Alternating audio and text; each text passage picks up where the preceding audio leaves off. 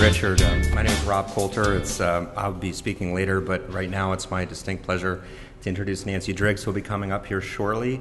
Talk about having a little fun here. Nancy she's an attorney, so we can make fun of attorneys, but she's actually which is a good thing to have a friend of the taxpayer, I have to say, that knows the ins and outs of the law and everything that comes into that, especially as we're drafting a charter. But Nancy is on the Budget Committee right now, and she was a co-chair of the FTMCAC, which is a long acronym for really the official body which led to the financial town referendum that we have today. So it's hard to think of anybody that knows the ins and outs any better than Nancy, and she's also quite an accomplished, serious amateur photographer now. I'm pretty excited to see her work in Town Hall. Maybe you have too. So my pleasure to introduce Nancy Driggs to you.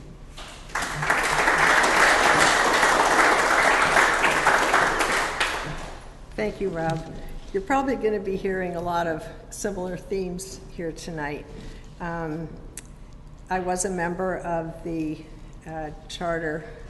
Change Advisory Committee that the town council appointed to look into changing how we did our budgeting in Tiverton. And back in 2011, I think it's important to remember this because it does get back to Richard, what he was talking about. The people voted 2-1 to change from the financial town meeting to the financial town referendum, which, as we all know, includes the elector petition provision that allows anybody with the requirement of 50 signatures to put an alternate budget and make their argument to the taxpayers for that budget to win.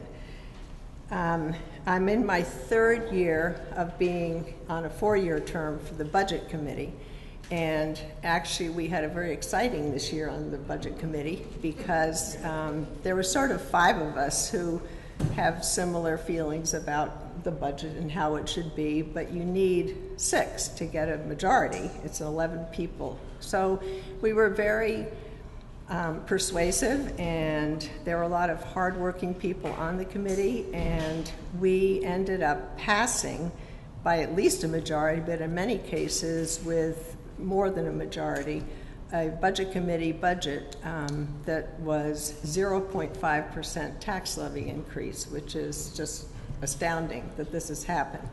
And I have to tell you, I was personally aware, and I think others on the Budget Committee were, that the very existence that the taxpayers knew there was this potential of an elector petition, somebody coming forward with an alternate budget.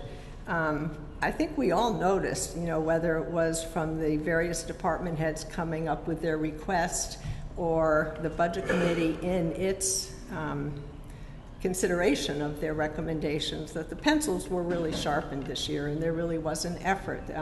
I can't tell you how many times I heard from town council members, I think even some school committee, the taxpayers have spoken, they want the taxes lowered. And I think they were listened to this year by the Budget Committee.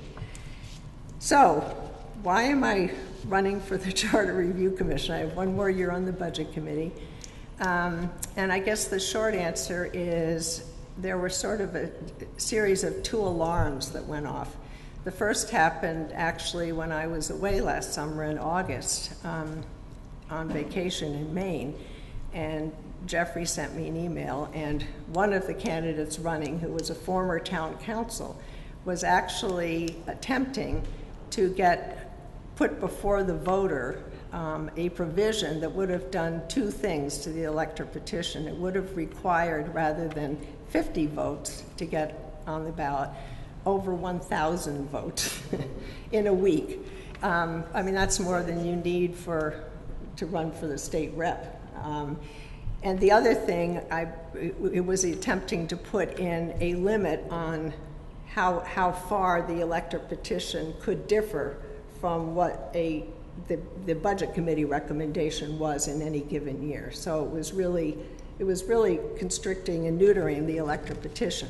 It did not see its way to the ballot. However, there are a lot of people, and I think that's why you're hearing a lot of emphasis now, of wanting to protect the FTR, because there is definitely the sense that out of the a lot of the 24 candidates who are running, there are many who would very much like to neuter and change the taxpayers' right.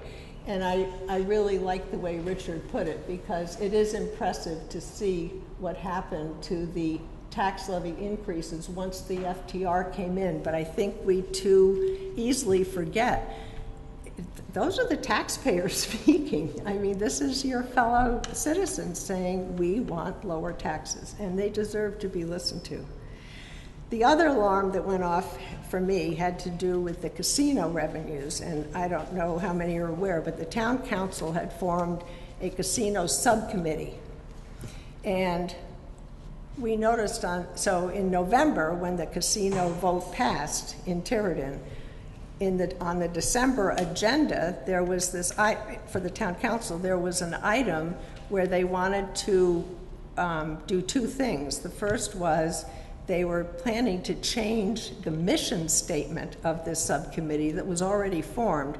And the mission statement, when formed, mostly had to do with zoning issues or looking at the host agreement, advising the town council in those matters.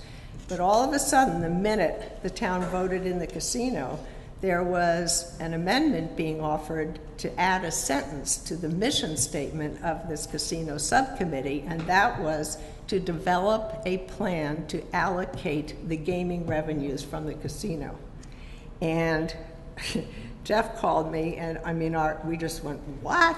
So we went before them, and the first thing they were trying to do was to orchestrate the members of this committee, and it was going to include some budget committee members, and that just wasn't, we got that knocked out, because you can't serve on a subcommittee and be a member of the budget committee, and I think they were just trying to get some cover.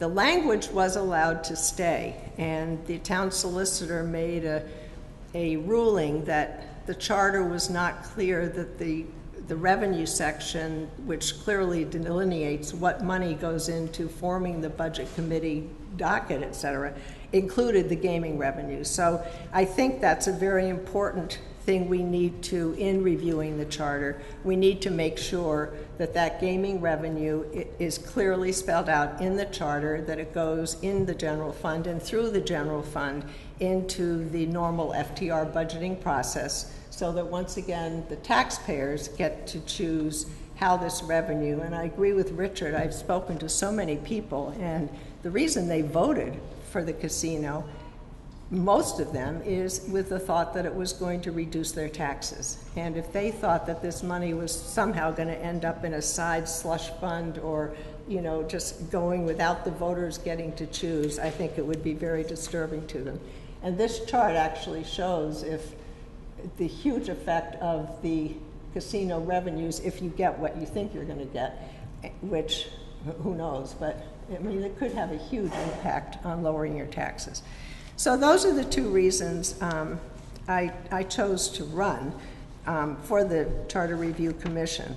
I will say that a third reason is I really enjoyed it when Jeff asked me to co-chair the Changes Advisory Commission. We had a good time, and it was a fun project.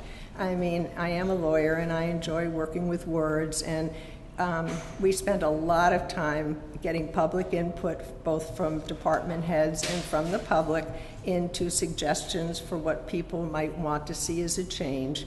And then we made our recommendation to the town council, and they put it on the ballot, and it did win. But one of the other things I remember distinctly experiencing, and I think it helps to be a lawyer in this regard, it was amazing to me how many times, if you changed one sentence in one part of the charter, how you really had to be careful to scan the charter to see what other provisions you might inadvertently have messed up or dealt with, and you just had to be aware of the whole charter. So it was fun, and I'm looking forward to doing it again. Thank you.